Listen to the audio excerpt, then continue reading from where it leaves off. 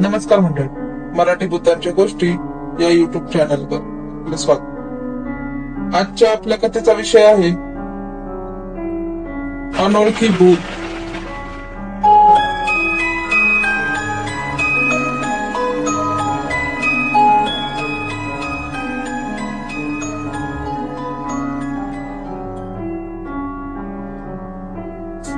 शाळेचा आज पहिला दिवस. सुधीर आणि त्याचा लहान भाऊ महेश दोघंही शाळेची तयारी करत होते.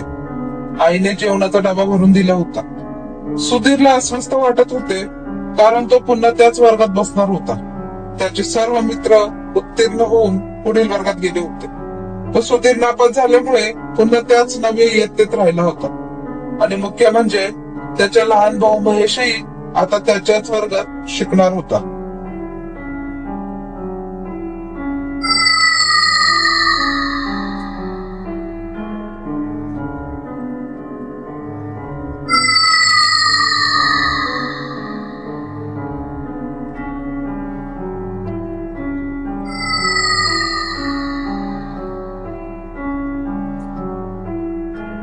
दादा, काय झाले? आज अस्वस्थ वाटतो आहेस? महेशने विचारले. काही नाही रे, जरा डोकं दुखते, बाकी काही नाही.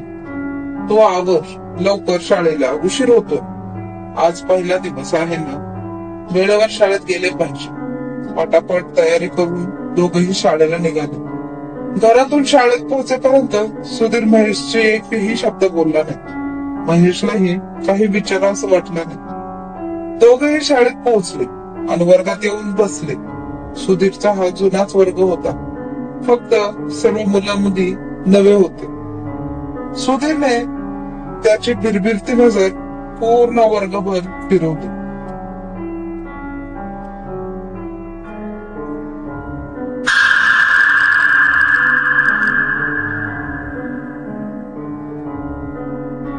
सर्व मुलांच्या चेहऱ्यावर उत्सुकता आणि उत्साह दिसत होता. सुधीरला मात्र कशात रस वाटत होता. महेश, तू इथे पहिल्या किंवा दुसऱ्या बाकड्यावर बस, मी मागे बसेन. महेश काही बोलणार इतक्यात सुधीर मागील बाकड्यावर पळाला आणि शेवटच्या बाकड्यावर जाऊन बसला. तास चालू होण्याचा अजून वेळ होता. सुधीरने सभोवर नजर फिरवली. मुलांना गडबड गोंधळ चालू होता. काही मुले गप्पा मारत, तर काही नवीन ओळखी करून घेत होते. पण काही प्रतिसाद न देता तो गप्पा बसून राहिला.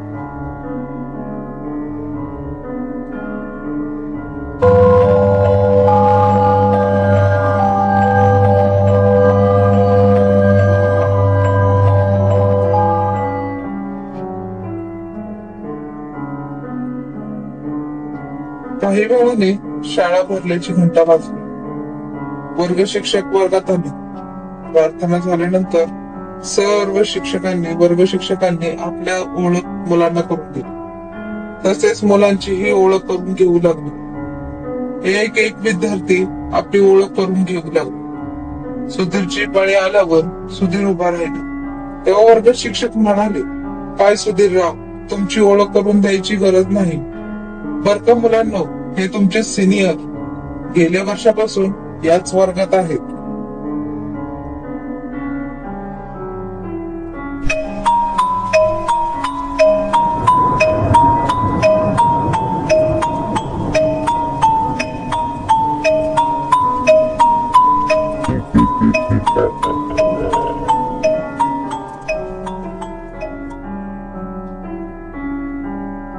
मास्तर बोलत होता.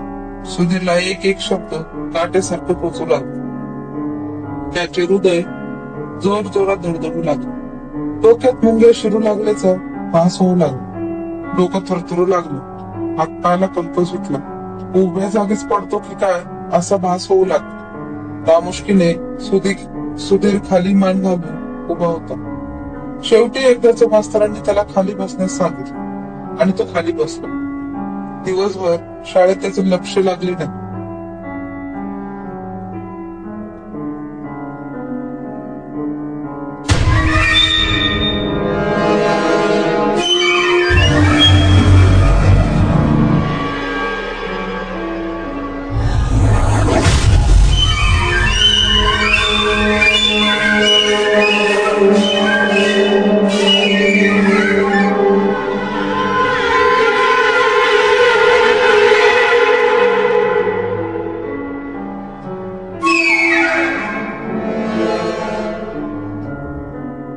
संध्याकाळी शाळा सुटल्यावर सुधीर आणि महेश घरी आले. जेवण खाणं आपटून सुधीर बाहेर खोलीत येऊन बसले. शाळेत आल्यापासून सुधीर फारसं काही बोलत नव्हता. आपली अस्वस्थता तो आपल्याकडेच ठेवून गप्प बसला होता. सुधीर असा गप्प गप्प का बसला आहेस? सुधीरच्या वडिलांनी विचारलं. काही नाही बाबा, जरा डोकं दुखते. डोकं दुखतंय हे ऐकून सुधीरच्या वडिलांच्या पोटात डोळा आला. घाबरून त्यांनी विचारलं, काय डोकं दुखतंय? मग डॉक्टरांकडे जायचं का?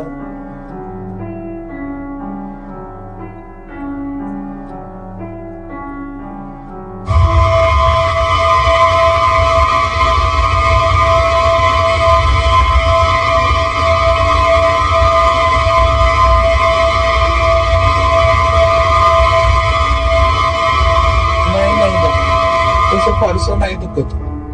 तुम्ही काळजी करू नका. सुधीरच्या वडिलांनी अस्वस्थता वाढली, कारण सुधीरचं हे दुखणं काही सामान्य नव्हतं.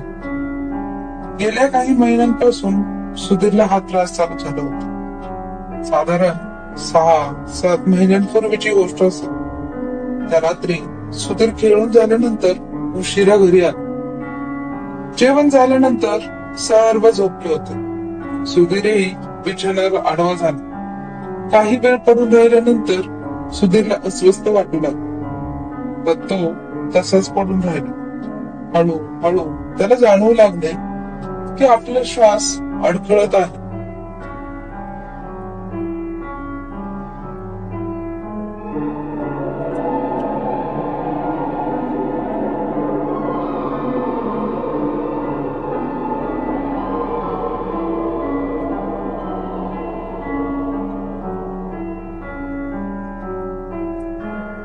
हात पायाला मुंग्या येत आहेत आणि अचानक त्याचे हृदय जोर जोरात धडधड.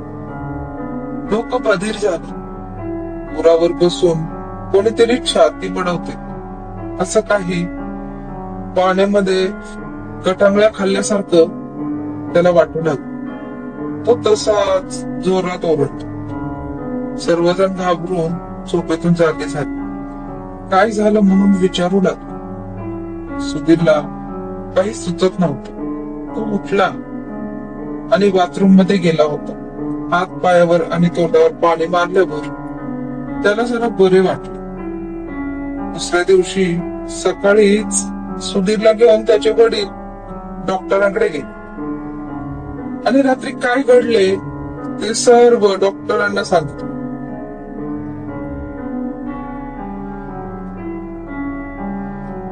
डॉक्टरांनी काही चाचण्या करून घेण्याचा सल्ला दिला.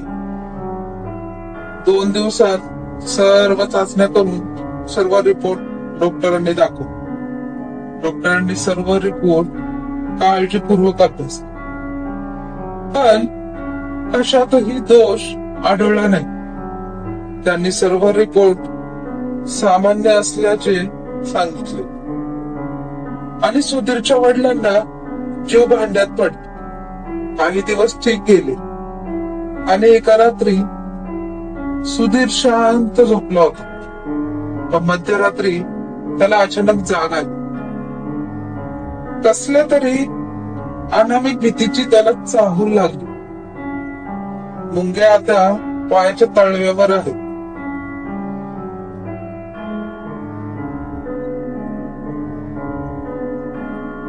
हळूहळू त्या वर चढतायत. हृदय आता स्वस्थ आहे, पण काही क्षणातच ते गटांगळ्या खाईल. जोर जोरात धडधडेल आणि छातीत जोरात हादरा बसेल. श्वास गुदमरत आहे. मुंग्याचा आता डोक्या जाती आणि डोकं भुंग्यासारखं घनघन करायला लागत. मला वेड लागत आहे का? मी वेडा आहे का? हे काय होतंय? मी वेडा होईल? जीवाच्या आकांताने सुधीर ओरडला. दिवसेंदिवस सुधीरचा त्रास वाढू लागला. सर्व प्रकारच्या शारीरिक चाचण्या करून झाल्या, पण कशातही दोष आढळत नव्हता. सुधीरच्या आई वडिलांची चिंता वाढू लागली.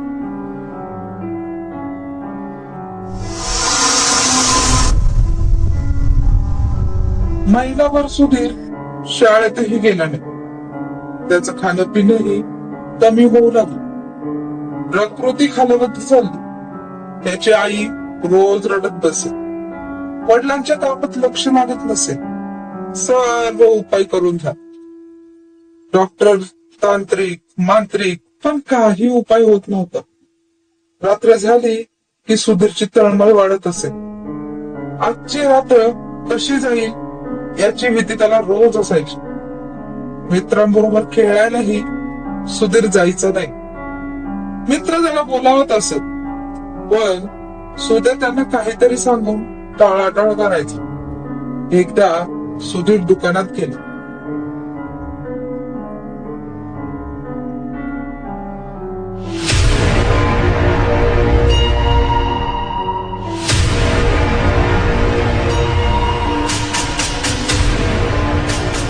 काही सामान घेऊन तो घरी परतत होता आणि अचानक वाटेत तो अडखळला. घाबरून तो हळूहळू चालू लागला. पण त्याला जाणवू लागले की आपल्याला सरळ चालता येत नाहीये. काहीतरी पायात घुटमळते. त्याला दर धरून घाम येऊ लागला. घर तर काहीच अंतरावर होते. कस बस स्वतःला सावरत सुधीर घरी आला. घरी आल्यानंतर तो एकटाच आपल्या खोलीत जाऊन रडत बसला. त्याने त्याबद्दल कोणालाच काही सांगितले नाही. काही दिवसांनी सुधीर शाळेत जाऊ लागला, पण शाळेत त्याचे लक्ष लागत नसे.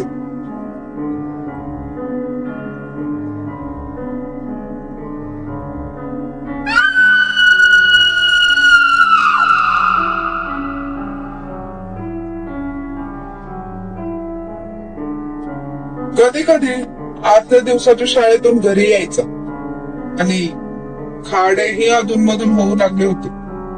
तसे बसे वार्षिक परीक्षेपर्यंत सुधीरने दिवस काढले.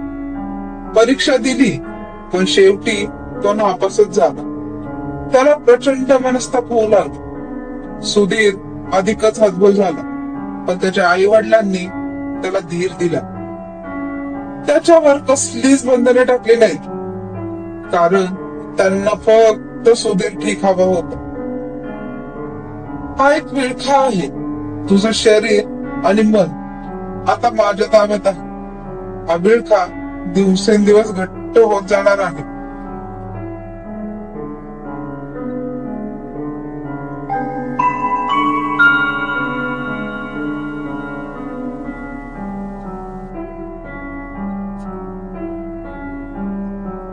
तुझा या जगात आता काहीच काम उरलं नाही. तू फक्त एक भावला आहेस ज्याच्यावर माझं नियंत्रण आहे. तुला घरापासून दूर जायचे आहे, दूर जायचे आहे. भयंकर किंचाळत सुधीर झोपेतून जागा झाला. आई मला वाचव. दुसऱ्या दिवशी सुधीर आणि महेश शाळेतून घरी आले. काही वेळ सुधीर घरी बसला. त्यानंतर त्याचे वडील कामावरून घरी आले. सर्वजण एकत्र चहा घेत बसले. आई, बाबा, मला आता बरं वाटतंय. मला आता कसलाच त्रास होत नाही. सुधीर, तू बरा तर आम्ही बर. बाळा, तुला कसलाही त्रास झाला तर आम्हाला सांगत जा.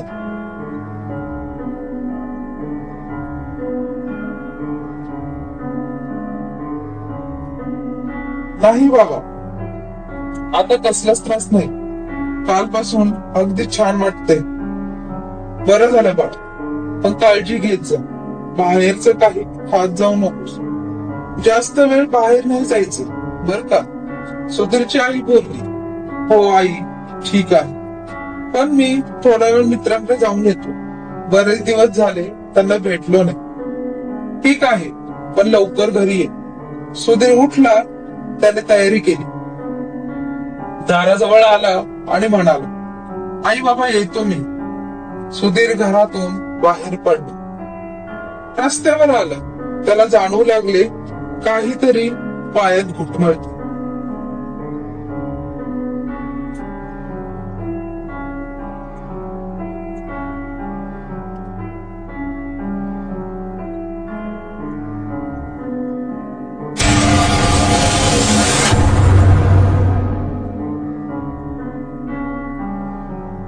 सुधीर चालत होता.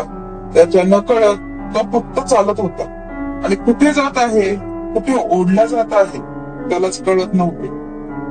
तो फक्त त्याचे पाय नेतील तिथे जात होता. बराच वेळ झाला, सुधीर अजून आला नाही घरी. सुधीरच्या आईने त्याच्या वडिलांना काळजीने विचारलं, येईल ग, मित्रांबरोबर खेळत असेल, येईल इतके, काळजी नको करू. महेश बाळा, जरा तू दादाच्या मित्रांकडे जाऊन बघून ये, सुधीर आहे का तिकडे. सुधीरच्या आईने महेशला सांगितलं.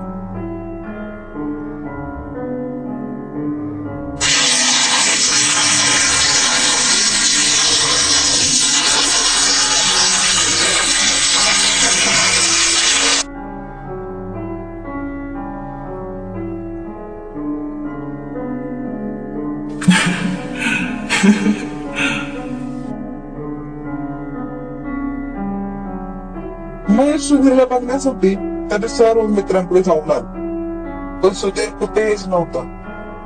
तो घरी आला, सुधीर कुठेच भेटला नसल्याचे त्याने सांगितले.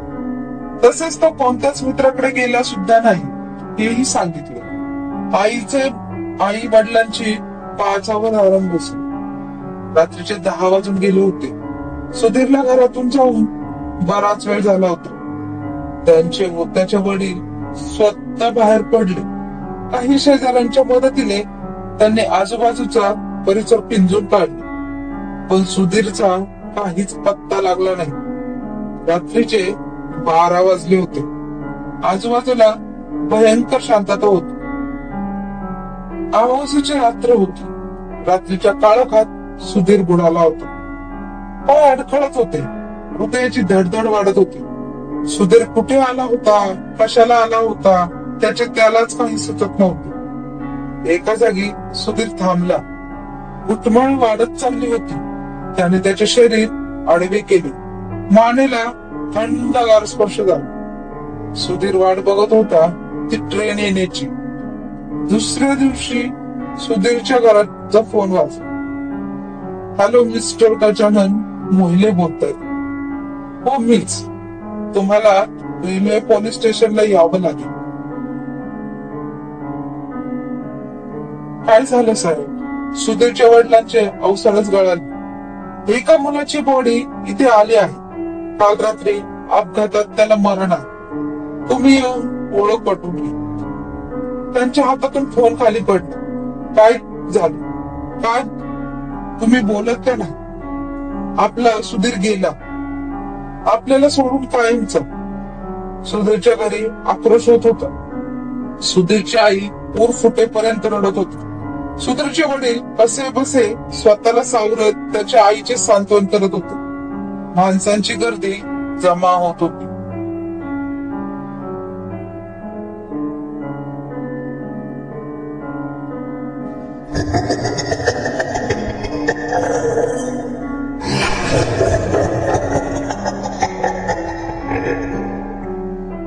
सुधीरच्या शवातून आणलं नव्हतं. काही वेळातच सुधीरचे शव आले. त्या शवाकडे पाहून सुधीरच्या वडिलांचंही मान फुटलं आणि ते काय मोकळून रडू लागले. महेश आतील रूमच्या एका कोपऱ्यात गुडघ्यात डोके खुपसून रडत बसला होता. बाहेर येण्याचा त्याला धीर होत नव्हता. छातीत जोर जोरात धडधडत होत. हातापायाला मुंग्या येऊ लागल्या होत्या. डोकं सुन्न पडलं होतं. एकाच आवाज घुमत होता, तुला सुद्धा नाही सोडणार.